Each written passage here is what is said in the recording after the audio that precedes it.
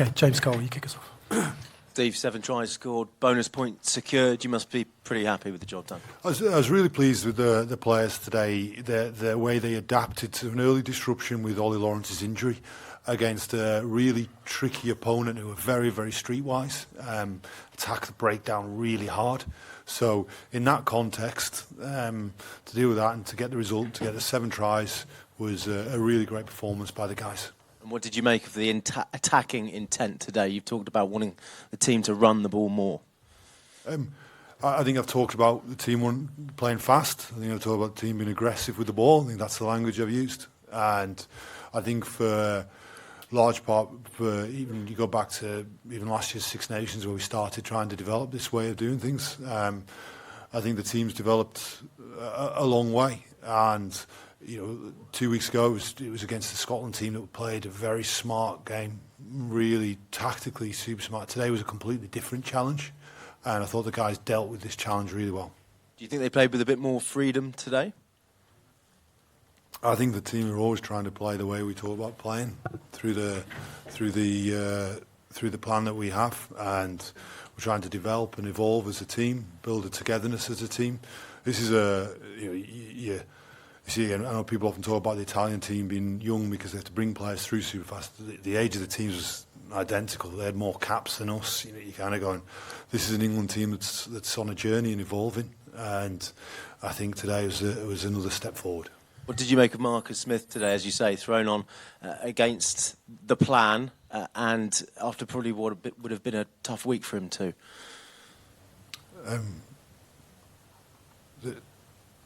I thought the backline was good. I thought you saw the way they adapted to the injury really well. They had to change positions. I thought they did a load of good things. We're building. I'm not just building a 15. I'm not just building a 23.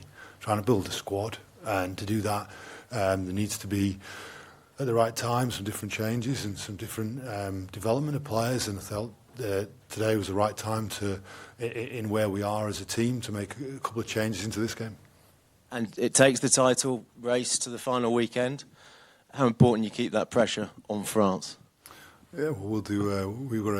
All you can do is go down to Cardiff next weekend and put in a performance and get the result that we want. And that's what we will concentrate our work upon this week. I think the players are doing a magnificent job.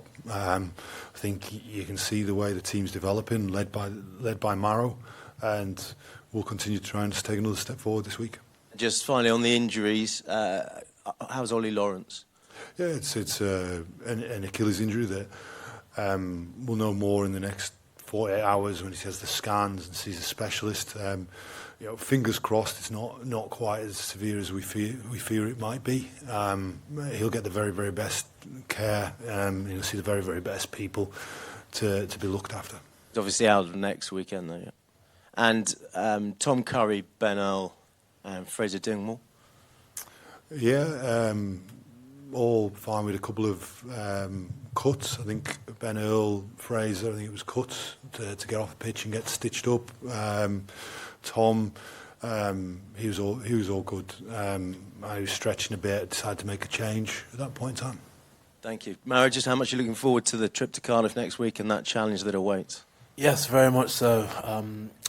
Wales, Cardiff, the Principality is a tough place to go. I've been fortunate enough to play there numerous times, and I know exactly how difficult it is. And Wales versus England is a humongous fixture.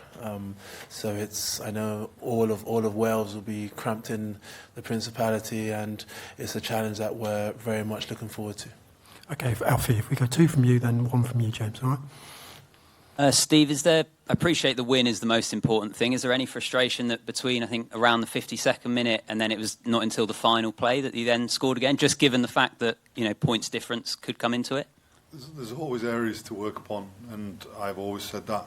I think that the team did a really good job today. If you start putting that into context, I think, what did Scotland score 31 against Italy? The team's gone and done a good job there today. It was tough, especially with that early injury to one of our main strike carriers, one of the guys who brings power to our backline. And so that caused a major disruption. And I think the players adapted to it really well. And just a word on Tommy Freeman, his performance today, but also in this championship as a whole. Do you think he's putting himself in Lions contention? Interested how he plays in the white shirt, and I think he's playing real well, as many players are. I think there's even more to come from Tommy. I think Tommy can be even more powerful in his carry. I think we're only just scratching the surface with him. I think his potential is huge. Just very quickly, did you consider putting him into the centres? It looked like Marcus had to double check exactly how you were rejigging the back line. Yeah, we have obviously a couple of options about how we make the change. Because Elliot's ability to cover centre, Tommy's ability to go into the centre. So we have adaptations, and at different times in the game we did it different ways. Okay, James, then one from Will Kelleher. Steve, some wonderful stats for you today. 900 metres with ball in hand, 300 post-contact metres, which is really exceptional sort of stuff. I wanted to ask you a question just about the backline structure and what Fraser Dingwall brought to that side. It very much looked as if he was almost a second set of eyes, and very much the same for Elliot when he moved to 13. What was the dynamic between those three midfielders, and how important was it? I think, as you mentioned, Fraser and Elliot, I think they're two of the most intelligent rugby players that I've had the pleasure to work with. I think they see space, they see and they connect a lot, which is to see the space in the front line, to see the space in behind, and they connect with the players around them. Described Fraser in the week as a glue player. He does a lot of unseen work. He makes all the players play really well because of his presence. I thought he did well today.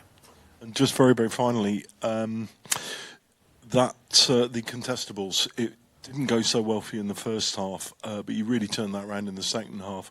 What was kind of the message about, that aerial battle? In terms of what specifically? The contestables, the aerial battle.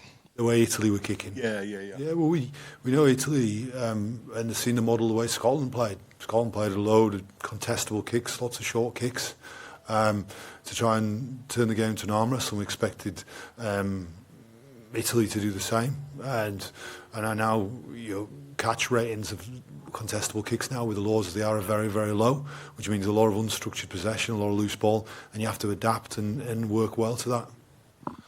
Steve, can you just talk through your options in the midfield next week with the fact that Ollie's out? Is Tommy ready to start a test at 13, do you think, or would you look at Elliot moving there like you did this time? I'd have no doubt with either of those two players playing in the centre. And other guys in the squad, Oscar Beard? Yeah, I think he's trained really well. He's been with the squad, and I think his ball carrying is a real point of difference. And just the last one on Ollie. You said that you hope it's better than feared. Is the fear that it might be a season ender just because an Achilles like that usually is? It looks like it's could be a real tough injury, but I'm hesitant to say exactly without any detailed assessment of it in terms of the scans and everything like that. But it looks like it's a tough injury for him. Okay, we're going to get one here. Martin, then we're done. Thank you. A question for both of you. Could you just give a few thoughts on Jamie George on a big day for him, what he brings to the dressing room and on the pitch? Yeah, Jamie is a fantastic player. I said during the week that he's an incredible rugby player. He brings leadership, he brings a calmness, he brings a toughness. He's, as a hooker forward, he's one of the most intelligent rugby players that I've ever played with, and I think my career has been richer as a result of playing with and working alongside Jamie. And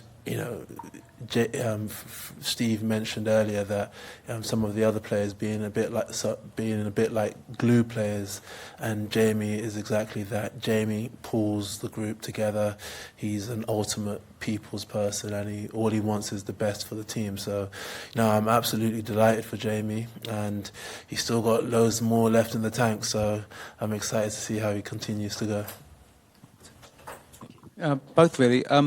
What was the thinking, the message at half-time? You'd scored 3 tries, but you were only 4 points ahead. Was it about clarity and thinking? Because obviously you've basically blown them away in the first 13 minutes of the second half. Was that more to do with concentrating on specifics, or was there something extra that you were thinking about or looking to do in that second period after the first half?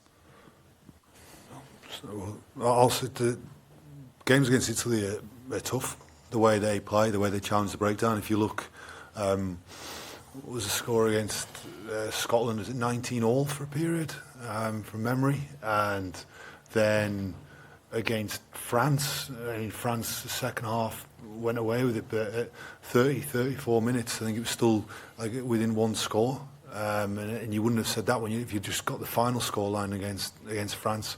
And obviously they went and got a good result in their other games. So, games against Italy end up being tight for periods. Certainly anticipated that, and I thought the players handled that with a real calmness and composure. Thanks very much, everyone.